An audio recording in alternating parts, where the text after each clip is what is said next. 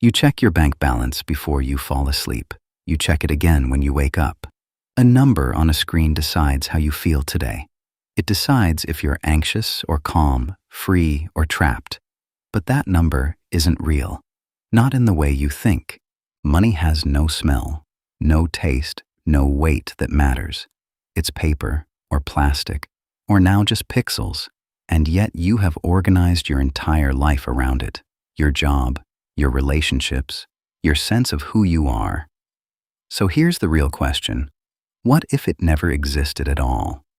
You've probably heard the story. Before money, people bartered.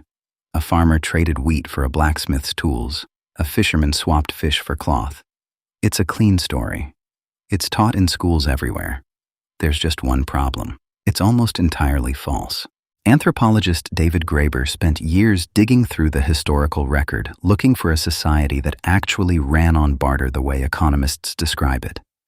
He couldn't find one. Not a single documented example of a barter-based economy existing before money.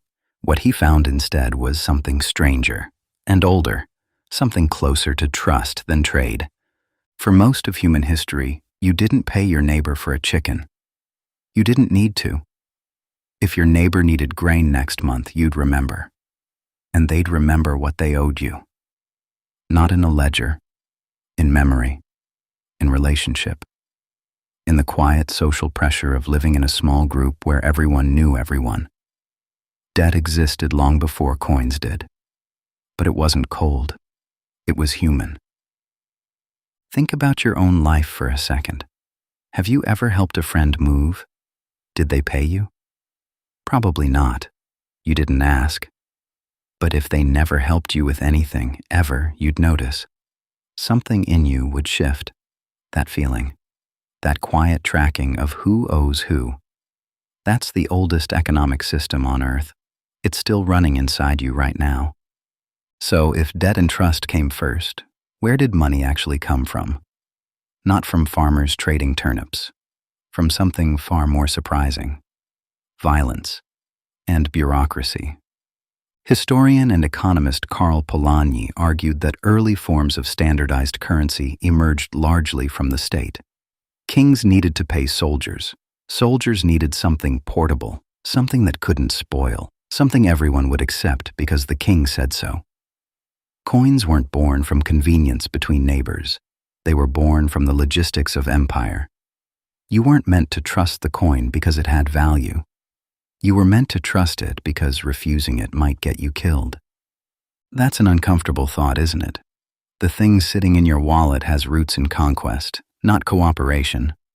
But maybe you're picturing something else entirely, not coins, not paper. What if humans had simply never invented a symbol for value at all? No cash, no credit, no crypto, just people and what they can offer each other directly. There's a place where something close to this actually happened, and it might not look how you'd expect. On the island of Yap in Micronesia, communities used massive carved limestone discs called rice stones as a form of currency. Some of these stones were taller than a person, far too heavy to move. Anthropologist William Furness documented that ownership of a stone could change hands without the stone ever physically moving at all. Everyone in the community simply agreed and remembered who it belonged to now. Read that again. The stone didn't move. The value moved, because value was never in the object. It was in the shared belief of the people around it. That's the secret hiding underneath every dollar bill and every gold bar in history. Money was never really the thing. It was always the agreement. So imagine a world where humans never crystallized that agreement into an object at all. No token to hoard, no coin to hide under a mattress. What would that world actually feel like?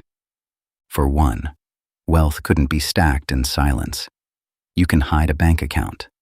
You cannot hide generosity or the lack of it in a village where everyone remembers every favor and every failure to return one. Reputation would become the real currency, not what you own, what you're known for doing. Status would still exist. Don't mistake this for some utopia without hierarchy. Humans are deeply status-driven, money or not. Psychologist Robert Cialdini has spent decades studying how humans track social debt and social capital almost automatically, often without realizing they're doing it. Without money, that instinct wouldn't disappear. It would just have nowhere to hide. Every transaction would be visible. Every kindness, every exploitation. That might sound uncomfortable, but consider what money actually lets you do today. It lets you underpay someone in one part of the world while living comfortably in another, without ever meeting them. It lets kindness and cruelty both become invisible, laundered into transactions and invoices. Remove the coin, and you remove the mask. Of course, a world without money wouldn't just be more emotionally honest, it would also be almost impossibly small. Trust-based, memory-based economies only work at a certain scale. In a village of 80 people, you can remember who owes what. In a city of 8 million, you can't. This is likely why money spread the way it did, not because it made humans more honest, but because it let strangers cooperate without needing to know or trust each other at all. Money is, in a strange way, a tool for trusting people you've never met. So maybe the real answer isn't that money is evil or that its absence would be paradise. Maybe money is simply a technology, like fire or writing or the wheel.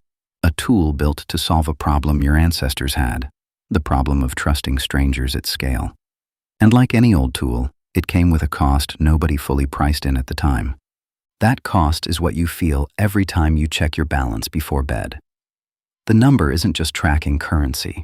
It's tracking your survival, your worth, your place among strangers who will never know your name. Your ancestors solved the stranger problem. But in doing so, they may have quietly disconnected value from relationship, wealth from reputation, worth from character. Here's the strange twist. Even now, in a world completely built on money, you still run on the old system underneath it. When a friend helps you without asking for anything back, you don't calculate an exchange rate. You feel something older than currency. Obligation, warmth, the pull to return the favor someday in whatever form it takes. That instinct is not new, it's ancient. It's the operating system money was layered on top of, not the one that replaced it. So, the next time you glance at that number on your screen, remember what it actually is. Not truth, not worth. Just an agreement, a shared hallucination useful enough that billions of strangers have decided to believe in it together. You check your bank balance before you fall asleep. But the real currency was never the number.